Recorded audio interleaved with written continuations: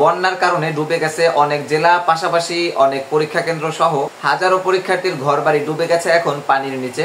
বলছিলাম এইচএসসি পরীক্ষার্থী 2025 তোমাদের কথা। শুরু থেকে নানান ধরনের ঝামেলা পেরিয়ে তোমরা 26 তারিখ থেকে পরীক্ষায় বসলেও এখন পর্যন্ত পরীক্ষা শেষ না হতেই তোমাদের আবারও দেশের পরিস্থিতি খুবই খারাপ হচ্ছে। বর্তমানে দেখতে পাচ্ছ যে টানা 3-4 দিন বৃষ্টির কারণে ফেনী জেলা একদম ডুবে গেছে।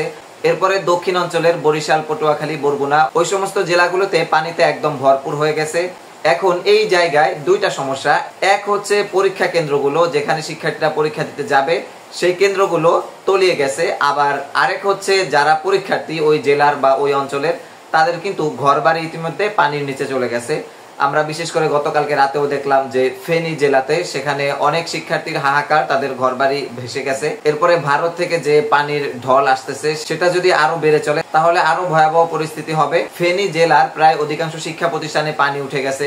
এখন শিক্ষার্থীরা বা ওই অঞ্চলের যে জনগণ তারা আশ্রয় কেন্দ্রে আছে, আর ওই আশ্রয় কেন্দ্রগুলোই কিন্তু হচ্ছে পরীক্ষার কেন্দ্র, সেখানে পরীক্ষা অনুষ্ঠিত হয়। এই পরিস্থিতিতে শিক্ষা বোর্ড কোন দিকে যাবে, কি ভাববে, তাই হচ্ছে এখন মূল বিষয়। তবে একটা বিষয় শিক্ষা বোর্ড আগেই বলে দিয়েছিল যে যে সমস্ত অঞ্চলগুলাতে বন্যা হবে ওই অঞ্চলগুলার পরীক্ষা স্থগিত থাকবে। যেমন বরগুনা জেলায় পানি উঠছে, এখন ওই বরিশাল বোর্ড বন্ধ করে দিতে পারে, এই হচ্ছে একটা সিস্টেম।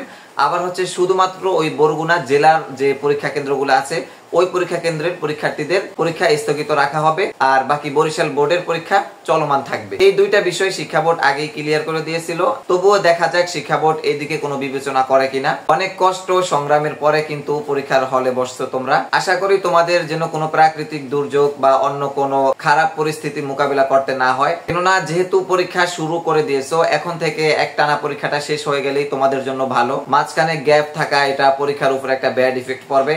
তবুও প্রাকৃতিক পরিস্থিতির উপরে তো আর কারো হাত নেই। আল্লাহ যেন সকলকে সুস্থভাবে পরীক্ষা দেওয়ার ব্যবস্থা করে দেয়।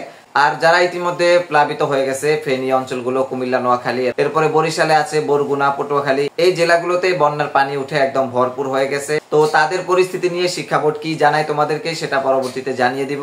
এখনকার মতো ভিডিওটা এই পর্যন্তই। আর শিক্ষা সংক্রান্ত সকল আপডেট সবার আগে পেতে চ্যানেলটি এখনো যদি তুমি সাবস্ক্রাইব করে না থাকো এখনই সাবস্ক্রাইব করে পাশে থাকা বেল আইকনটি অন করে রাখো। দেখা হবে পরবর্তী ভিডিওতে। আল্লাহ হাফেজ।